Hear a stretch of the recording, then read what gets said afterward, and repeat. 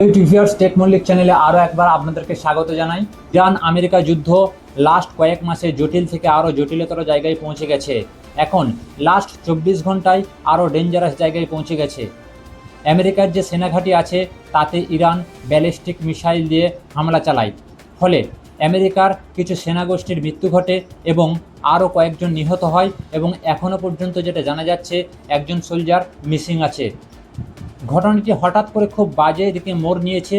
এই ঘটনা ভবিষ্যতে কতদূর আগাবে সে বিষয়ে নানানভাবে কিন্তু মিডল ইস্টের যে দেশগুলি আছে তাদের মধ্যে সংশয়ের দানা বাঁধছে। আর এর ইম্প্যাক্ট পড়ছে ভারতের অর্থনীতিতে, যেমন তেল, গ্যাস, স্টক মার্কেট। শুধুমাত্র ভারত নয়, এইটার ভাগিদার হচ্ছে মিডল ইস্টের সমস্ত দেশগুলো।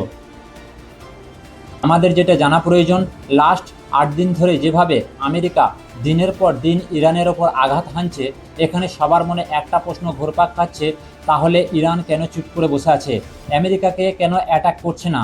এখানে বলা বাহুল্য, ইরানের কাছে যে মিসাইল আছে তার একটা লিমিটেশন আছে। লিমিটেশন ক্রস করে আমেরিকার বুকে ইরানের মিসাইল ছোড়া খুবই দুষ্কর। সে মিলিটারির একটা লিমিটেশন আছে।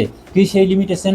যেহেতু ইরান থেকে আমেরিকার ভূখণ্ডের দূরত্ব অনেকটা বেশি, সেহেতু ইরান ডিরেক্টলি কোনোভাবে আমেরিকার ওপর মিসাইল ছুটতে পারছে না। কারণ ইরানের কাছে যে সমস্ত মিসাইলগুলি আছে সেগুলি লং রেঞ্জের মিসাইল নয়, ফলে আমেরিকার মাটিতে ইরান সেই মিসাইলকে ছুটতে পারছে না, আমেরিকা পর্যন্ত পৌঁছাতে পারছে না ইরানের এই মিসাইল। ইরানের পক্ষে যেটা সম্ভব সেটা হচ্ছে স্ট্রেট অফ হরমুজ।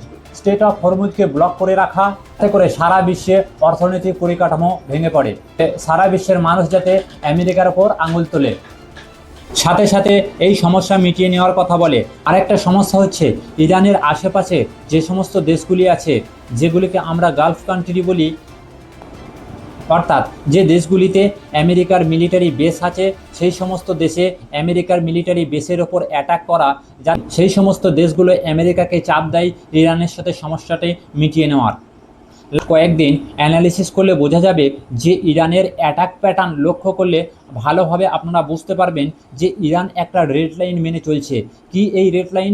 সেটা হলো ইরান দুটি দেশকে অ্যাটাক করছে না, প্রথমত সৌদি আরব এবং দ্বিতীয়ত ইউনাইটেড আরব এমিরেটস। সৌদি আরব এবং ইউএই এর সাথে নানান দেশের কিন্তু একটা ডিপ্লোম্যাটিক সম্পর্ক আছে, যে পর আঘাত হানলে হয়তো আরও সমস্ত দেশ ইরানের ওপর উত্তপ্ত অর্থাৎ ক্ষিপ্ত হয়ে পড়বে। এখন মেনলি যেটা দেখা যাচ্ছে, ইরানের যে পার্মানেন্ট স্ট্রাকচারগুলো আছে, আমেরিকা কিন্তু সেই পার্মানেন্ট স্ট্রাকচারের ওপর আঘাত হানছে, অর্থাৎ রেল, ব্রিজ, পাওয়ার প্ল্যান্ট এইগুলিকে আগে ধ্বংস করছে, যাতে ইরানের অর্থনৈতিকভাবে অচল হয়ে পড়ে এবং তাদের যোগসূত্র বন্ধ হয়ে যায়। পরবর্তীতে কী ঘটে সেটাই এখন দেখার বিষয়। পরবর্তী ক্ষেত্রে এইরকম আরও ইনফরমেটিভ ভিডিও পেতে অবশ্যই চ্যানেলটাকে সাবস্ক্রাইব করে সাথে থাকুন।